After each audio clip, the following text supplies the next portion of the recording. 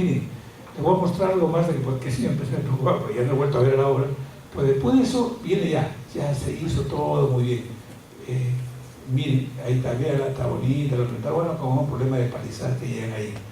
Pero después de unos años, vuelvo al sitio, ya, al 2008, después que la construcción, observan adelante la Boca Toma, lleno de vegetación.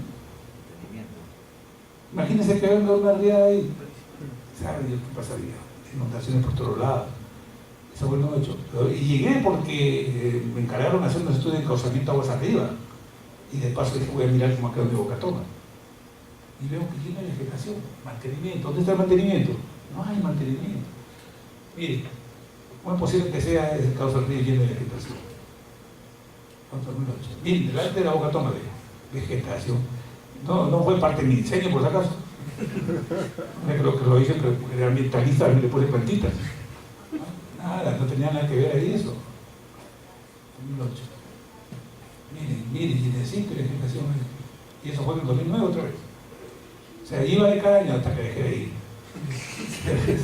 Bueno, eso es lo que quería mostrarles en unas experiencias. Bueno, y quería mostrarles también lo que el compromiso, un ratito, para decir que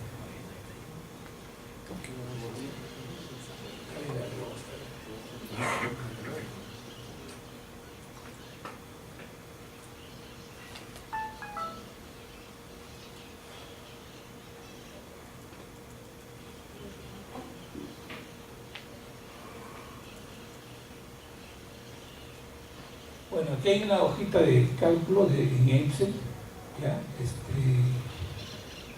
Puede servir, por ejemplo, vamos a buscar esta. Se ha ido la última página. Tienen toda la secuencia del cálculo. Para los que estaban esperando cálculo, tienen cálculo. Aquí está el tipo de Boca Toma. Esta es una Boca Toma que es diseñada en Lambayeque. Aquí está el tipo de Boca Toma, la ubicación, los caudales de diseño, máximo, medio y mínimo, el cálculo del coeficiente de rugosidad, se determina la pendiente en el lugar del estudio, se construye la curva de aforos, ahí está la curva de aforos, se determina la cota del aliviadero del barraje, ¿no? Ahí está, ¿no? Ahí está el área, ¿no? El área del barraje fijo y del barraje móvil, ahí está la sección, el barraje, el cálculo de los tirantes que les explicaba, toda la secuencia, todos los datos están acá, y cómo se han obtenido los coeficientes que les mostré, el caudal limpia, y ahí está la optimización de estos canales, el empalme, está la curva que les mostraba, la curva parabólica, el perfil Krieger, ¿no? Cómo se obtiene, las curvas compuestas. Tienen todos los ejemplos, ¿no? Tienen todo. Seguimos, ahí está puede estar el cálculo de la supresión, el cálculo de la inflación, ahí está la supresión, les decía, el diagrama de presiones, en fin, lo digo, ahí tienen una ayuda que les puede servir. Ya. Después tienen el otro ejemplo de la Boca Toma La Palma. Está ahí. Ahí está el índice del contenido del diseño, todos los pasos que han seguido, los cálculos justificatorios de la Boca Toma, ¿ya? Tienen todos los cálculos ahí. Y por si acaso también tienen los planos.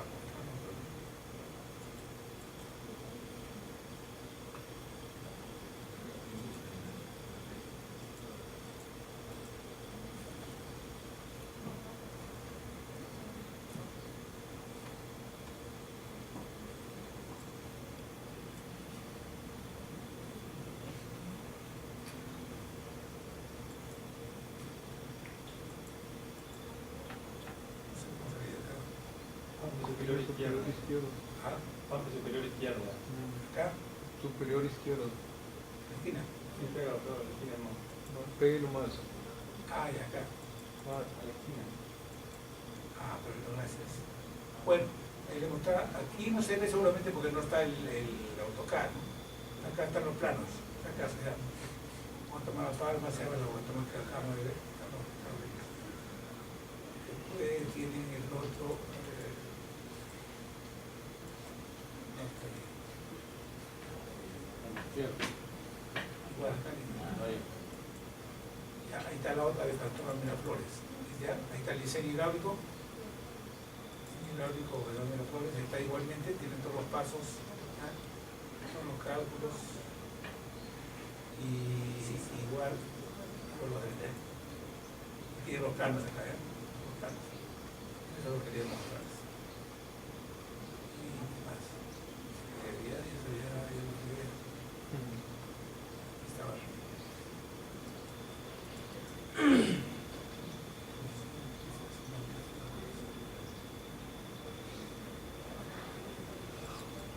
Bueno, para cerrar, un videíto, bueno, después de los videos que hizo.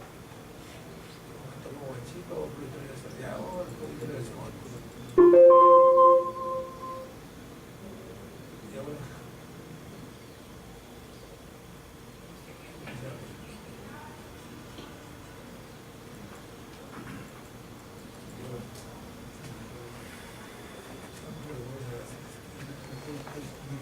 Esquina, por esquina. Ah, ¿no tiene?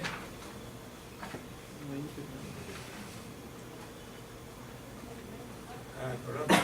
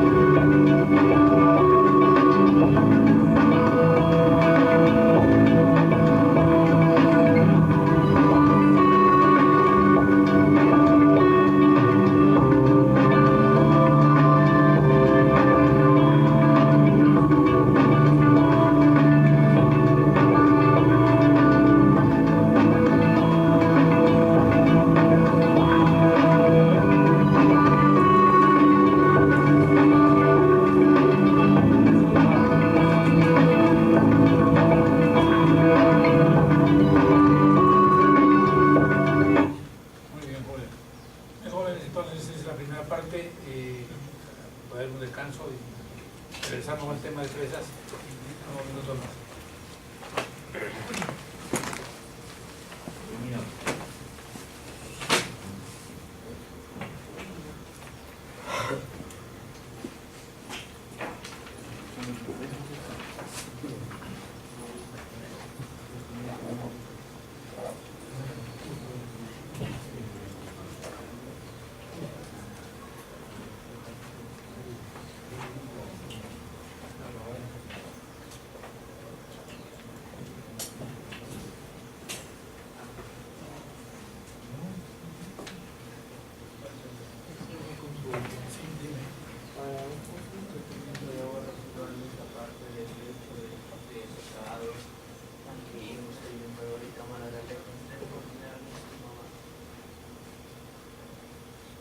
Depende de qué es.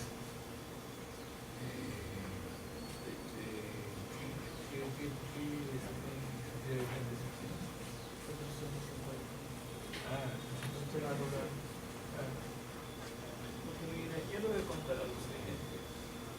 Yo comencé a hacer un expediente técnico por primera vez, ya tengo 2 años por esta vez. Y en el primer expediente tenía un problema, ahorita la empresa constructora y el tener un explorador, un sistema de exploración. Tratamiento estás hablando tú de tratamiento de agua potable. O sea, viene de las aguas residuales, viene y desemboca ahí nada más. El agua ya no es para otro consumo. Ya no, porque tiene que hacer todo eso. El presidente mandó un informe que mandan a las entidades mencionando que debe cumplir con el sistema de exploración. Pero yo le digo, esa agua que sale es para lo que es el sistema de regadío. Digo, la exploración lo mata la vegetación. Tiene que cerrar igual. Y el alcalde igualito se cerrar. Yo cómo puedo justificar esa práctica. Ya, mira, ¿tienes el dinero del ingeniero Bolívar? Todo el mundo, él es ingeniero sanitario. Ya, y le consultas, yo te doy un modelo. Es más que todo de aguas residuales, sanitarias.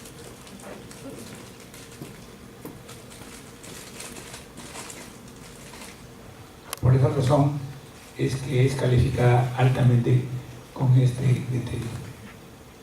Para que tenga una idea, en el mundo existen estimadamente alrededor de 50.000 presas, de grandes presas, llámense grandes presas de las que están a alturas de mayores de 15 metros.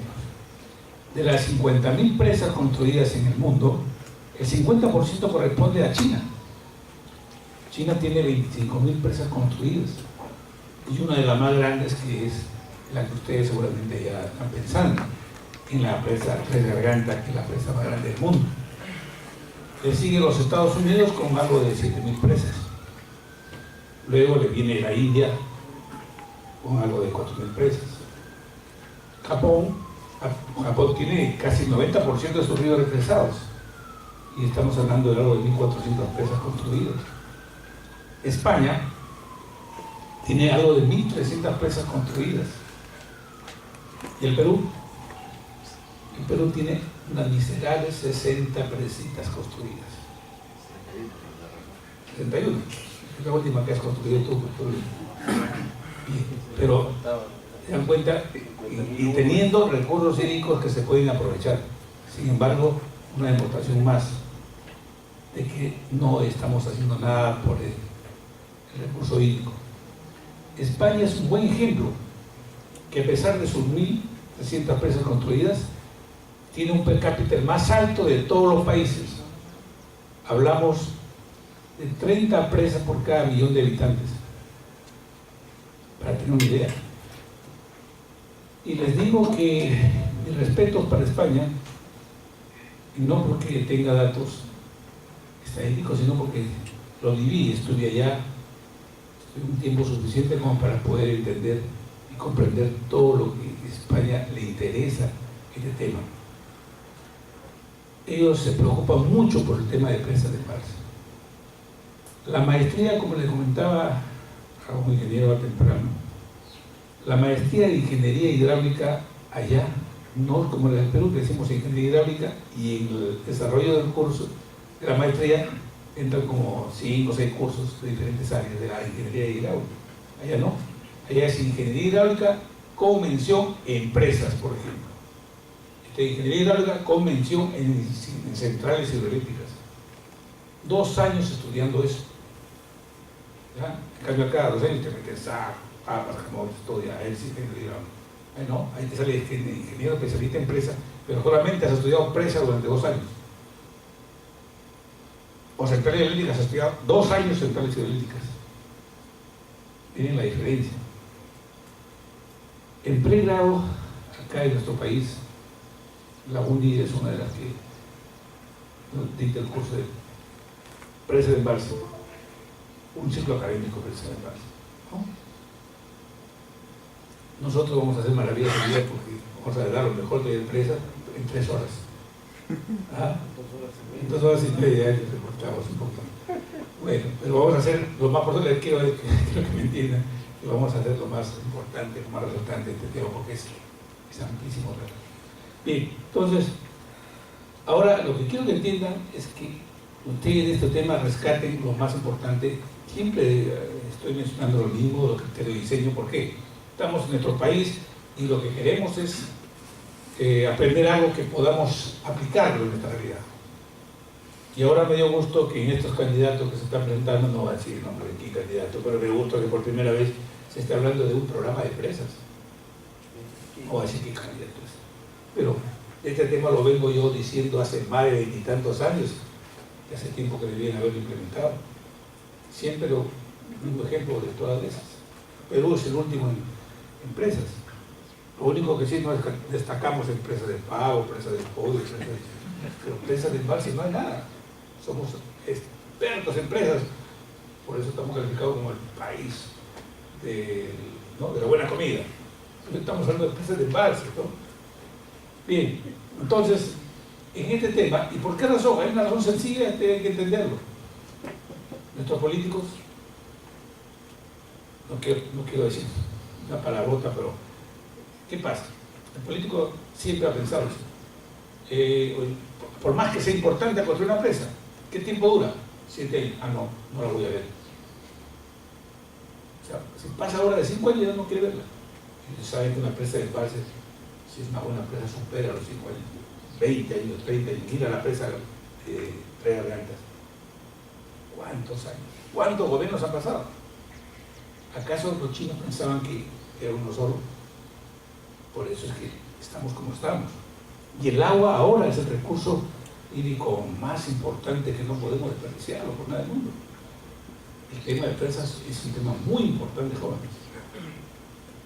Y a donde estén ustedes, donde les toque desarrollar, ojalá que lo que hagamos ahora les sirva como criterios, porque más importante que el mismo procedimiento de cálculo es el criterio para poder recomendar o no hacer una presa de embalse. ¿De acuerdo?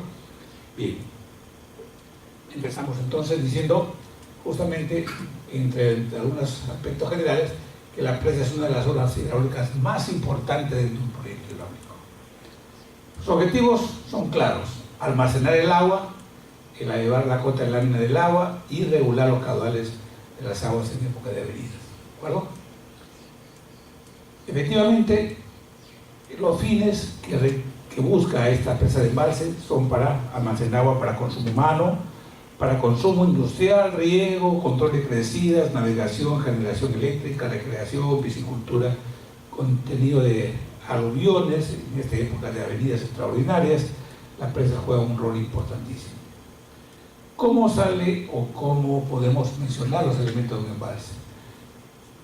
Parte de que en la cuenca hidrográfica nosotros tenemos que ubicarnos en un sitio que debe reunir 3 condiciones. Voy a adelantarme en algo. 3 condiciones para poder conseguir una presa. Primero, que haya agua. Si no hay agua, ¿qué presa vamos a almacenar? ¿O qué vamos a almacenar si no hay agua? No. El primer recurso que debemos pensar es en el agua. Segundo, que debe haber una condición topográfica, es decir, debe haber un espacio en alguna parte del río, exista un depósito natural. Y si no lo hay, de repente, por ahí cercano al río, podría haber. Y no necesariamente tiene que ser el cauce del río. por eso existen las presas laterales. Y la tercera, el punto de vista geológico, geotécnico. Tres son las condiciones nada más si queremos hacerlas más precisas, ¿no? Entonces, y el depósito donde se supone que vamos a almacenar el agua se le conoce también como vaso o embalse, ¿no? Ahí tenemos, ¿no? Y la estructura que precisamente es la que va a permitir atajar este recurso hídrico y lograr ese embalse, se le conoce con el nombre de presa de embalse o cuerpo de presa de embalse, ¿de acuerdo? Bien, entonces aquí vemos un esquema de las partes principales de un embalse. Está el río, ¿no? El río, acá está la presa, nos ayuda la obra de toma, que es donde se va a captar el agua, o se llama también la toma de servicio o túnel de servicio, donde se va a extraer de este depósito, se va a extraer el agua para consumo. Y luego las excedencias, cuando viene más agua de la que necesita el embalse, estas aguas no deben pasar por la cresta de la presa, van a ser evacuadas. Por eso existe una estructura que está en el nivel inferior a la cresta de la presa y que va a permitir evacuar las excedencias, y a esto se le llama aliviadero. Entonces, existe también una obra que no aparece aquí, normalmente es la estructura de descarga de fondo. ¿Ya? Ya vamos a comentar esto porque es importante en el diseño que debe ir, ¿no? Debe ir para ayudar en algo el problema que hoy día sufren las presas de embalse en el Perú. Digo en el Perú por condiciones reales que se están produciendo, ¿no? Bien. Aquí vemos, por ejemplo, el caso de Olmos. Este es el río Huancabamba, donde va a ir la presa. Ahí va a ir la presa fue construida pues de tal manera de que se desvía el río en todo el ancho que va a ir, aquí en todo este ancho va a ir la presa del embalse, por acá va a estar el aliviadero, ¿no? Y cómo se ha construido la presa por etapas, ¿no? Entonces parte de esta del río se desvía por acá y se construye por la parte de la presa y se sigue construyendo y luego se sigue avanzando hasta que logramos que el recurso hídrico pase por el aliviadero, o sea, pase por ahí y permitir que la presa sea construida en su totalidad. Entonces ahí ya cerramos la presa, ¿no? Está la presa construida y ya el agua ya no sale por este desvío, sino por acá, por este aliviadero.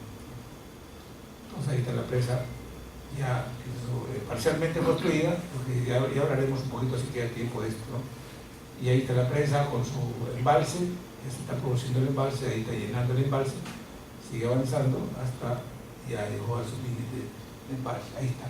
A eso es lo que queremos llegar cuando, en este caso, el caso de Olmos tiene 44 millones. Su volumen total será de 88, pero con una sobrelevación que todavía no la tenemos ejecutada. Bien, algo más que debemos mencionar aquí en este perfil de...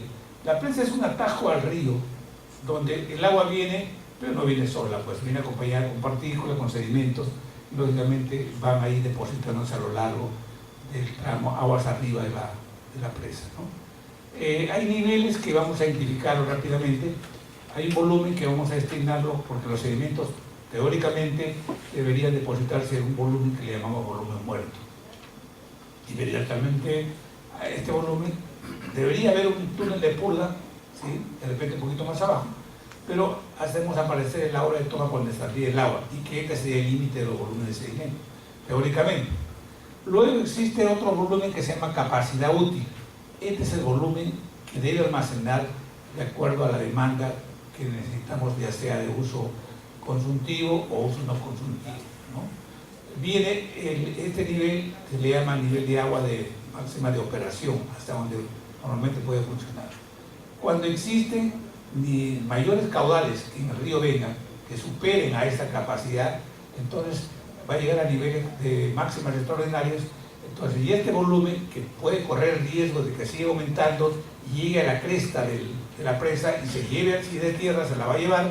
Entonces, para eso se proyecta un aliviadero que va a estar a la altura, la cresta va a estar a la altura del Namo, de tal manera que cuando se produzca ya un mayor nivel del Namo, el agua vierta por esta estructura, se vierta y va aguas abajo hacia arriba, ¿no? Básicamente, esto es algunos de los datos que más adelante las vamos a confirmar o a definir más claramente, ¿no? Bien. Entonces ahí tenemos en un esquema de un típico embalse o de presa de tierra, de relleno salificado, donde vemos los espaldones, el núcleo central, el embalse, y aquí vemos en la realidad el embalse propiamente dicho y acá está el dique, ¿no? El dique o presa. Bien, este es un perfil que nos va a ayudar un poquito más al anterior, en el que aparece la obra de toma. Aquí se considera, si ustedes observan, aquí hay el desagüe de fondo, que ayudaría a botar un poco los sedimentos en el fondo de la presa, ¿no? Y les comento esto porque en los diseños, fíjense, miren lo que ocurre, para que vean ustedes el aspecto comparativo, ¿no? Yo he tenido la oportunidad de llevar el tema a la Universidad Politécnica de Madrid y exponerla a los españoles a la universidad, que se llama Sedimentación en Embalses Peruanos. Y hicimos notar, y obviamente ellos también comentaron, sobre el criterio de diseño que nosotros manejamos, que no es uniforme o no es muy real en algunos casos. Les comento esto por qué. Porque en el caso de la presa de Poechos, por ejemplo, en la presa de Poechos no tiene esta estructura que se llama desagüe de fondo.